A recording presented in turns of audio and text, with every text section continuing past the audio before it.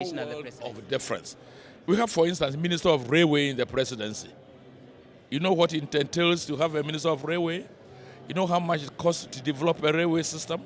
You know how much financing arrangement is involved? So don't equate the two things together. Our type of ministers at the presidency are different from the ministers at the presidency of the NDC. The two are not the same. Finally, National Health Insurance Scheme. The complaint is that unless more funding sources are found for it, the scheme may end up collapsing. How are we dealing with that as well and ensuring that we probably get additional resources for that? The minority team, for example, has been suggesting to you that just maybe you should consider the oil resources as additional sources of revenue for the NHIS.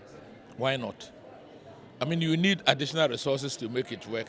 And if our oil revenue is increasing, why can't we use part of the oil resources to take care of our health? That's obvious. Will that be enough? Especially when a large chunk of it, I get the sense, maybe going into the senior high school. Most of you do not know that the oil revenue is going up, the gas revenue is going up. Quantities are almost doubling. So there's enough coming in terms of oil flow, in terms of gas flow. So the equation is changing and changing for better. Any final words in terms of assurances to Ghanaians in the light of this budget that you put out? Yes, I would say that this budget is unique. It's unique because the budget is creating fiscal space for development. It's creating fiscal space for the private sector to be able to generate employment, which is our number one problem in this country. And we have never had it done in this way. The budget is creating a lot of transparency around itself. The budget is creating a situation where we want to create what the budget calls business-friendly environment for this country. And that is the emphasis. And if we all think like that, and we think that the business of government is not to be in business, the business of government is to ensure that the private sector thrives, that the private sector develops, the private sector expands, the private sector becomes the engine of creating employment, then we are on the right path. That's what we want to go. That's what we believe in it. That's what we are going to work for. The IMF program. We are ending when it ends in April next year. The IMF program with the NDC will end in April 2018, and we'll do exactly that. At the end of it, that will be the end of it. But you promised us you take us out of it, and so after you took over power, as in the MPP government. You don't understand international finance. The IMF has a 3-year program with the Ghana government, signed and sealed, ending in April 2018. How do you pull out? You don't want to respect that agreement with the World Bank and IMF? You don't do that. You can't pull Ghana out of it. It's impossible. You have to finish it, and we are finishing it. But we are finishing it on the note which the fund is happy about, because the fund supervising the economy ended up with 10.3% deficit.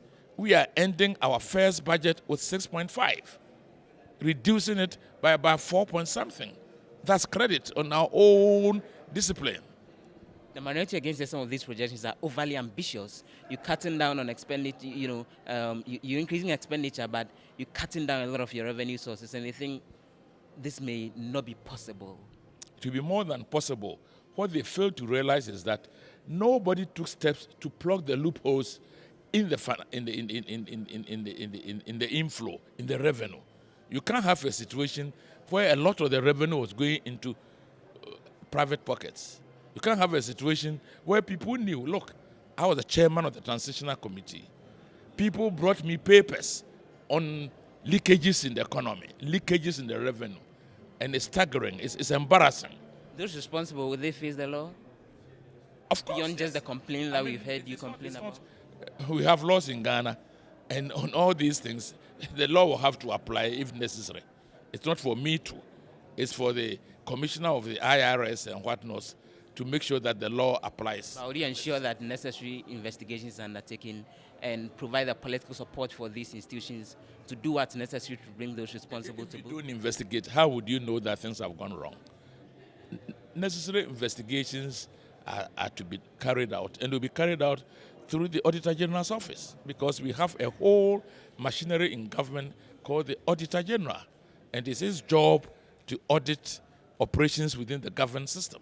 And therefore, they will be given the free hand to. If they need support, they will demand support.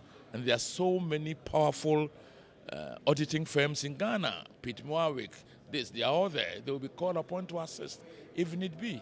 But beyond that, it will require political will if justice will be ensured, because we've seen numerous auditor generals. Akufo-Addo stands for. Akufo-Addo is all out to fight corruption. And therefore, whoever is fighting corruption will get the support from Akufo-Addo. There's no doubt about that. I'm grateful. Thank you.